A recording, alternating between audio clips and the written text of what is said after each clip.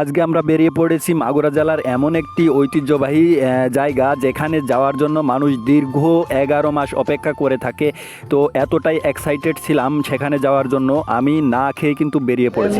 আমরা এই মুহূর্তে চলে যাব আমাদের মাগুরা জেলার ভিতরে এই অবস্থিত মিনি কক্সবাজার নামে একটা স্থান। সেখানে আমরা এই মুহূর্তে অবস্থান করছি কুলিয়া বাজারে, এবং কুলিয়া বাজার থেকে আমরা বের হব। আমরা অনেকেই বের হব। কাকা আছে, কাকা কিন্তু ভাইরাল, কাকার এই বেজি নিয়ে কাকা কিন্তু ভাইরাল আছে।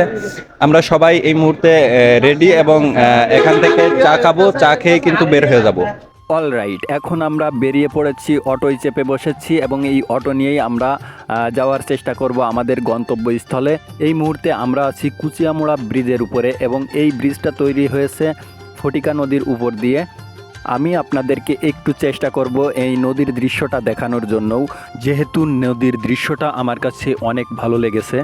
অনেকেই বলবেন, ভাই আপনি যাচ্ছেন মিনি কক্সবাজার, সেখানে গিয়ে ভিডিও করে আমাদেরকে দেখাবেন, কেন এগুলো দেখাচ্ছেন?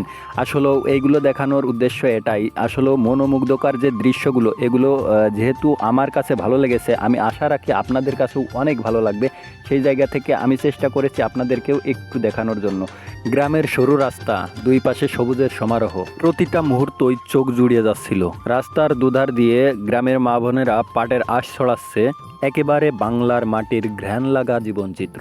সব মিলিয়ে আমার কাছে অনেক ভালো লাগলো, তাই আপনাদের সাথে শেয়ার করলাম। যেতে পথে অনেকটা ক্লান্ত হয়ে একটা বাজার পেয়ে গেলাম। এই বাজার থেকে আমরা চা নাস্তা করব। আর চা নাস্তার ফাঁকে আমরা শুনে নিলাম নাকি এইখানের একটা মিষ্টির দোকান যেটা খুব ফেমাস এবং খুব ঐতিহ্যবাহী মিষ্টি। সেখানে গিয়ে দেখি অলরেডি মিষ্টি তৈরি করতেছে, আর আমি ভিডিও করতেছিলাম মিষ্টি। এই যে মিষ্টিটা সম্পূর্ণ ছানা দিয়ে তৈরি, আর এই মিষ্টিটা আমরা অলরেডি নিয়ে নিব এবং এই মিষ্টিটা আমরা উপভোগ করব। আসলে মিষ্টিটা কেমন, যেহেতু অনেক ফেমাস, অবশ্যই ভালো হবে। আমরা অলরেডি 1 কেজি মিষ্টি নিয়ে নিলাম, আমরা কিছুক্ষণ পরে খাবো। আর এত কিছুর মাঝেও আমার কাকু কিন্তু তার লালুর জন্য কলা কিনতে ভুলে নাই, তার পোষা লালু, তার জন্য কিন্তু কলা কিনতে ভুলে নাই। তো যাই হোক, এখন আমরা আবারও রওনা দেব গন্তব্যের দিকে। তো যেতে যেতে আমার কাছে কেন যেন মনে হচ্ছে আমরা রাস্তা ভুল পথে চলে এসেছি। দেখি সামনে কাউকে যদি পেয়ে যাই অবশ্যই তাকে জিজ্ঞেস করব কোন পথে যাব।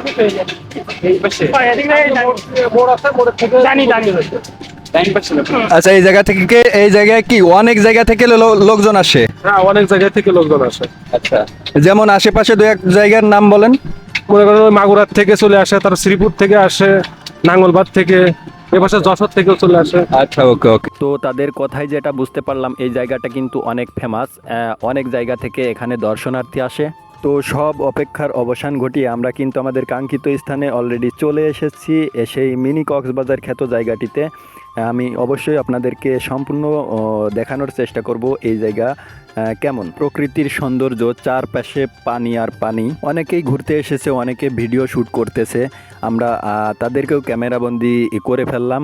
এই ভ্রমণ শুধু একটা গন্তব্যে পৌঁছানোর গল্প না, এটা ছিল এক একটা মুহূর্তকে উপভোগ করার গল্প। আপনারাও যদি একটু ব্যস্ততা থেকে ছুটি চান তাহলে আজই ঘুরে আসুন এই মিনি কক্সবাজার। এটি অবস্থিত মাগুরা জেলার কুচিয়ামুড়া ইউনিয়নের আশবা গ্রামে, আর এই জায়গাটাতে অবশ্যই আপনারা এসে ঘুরে যাবেন, অনেক ভালো লাগবে।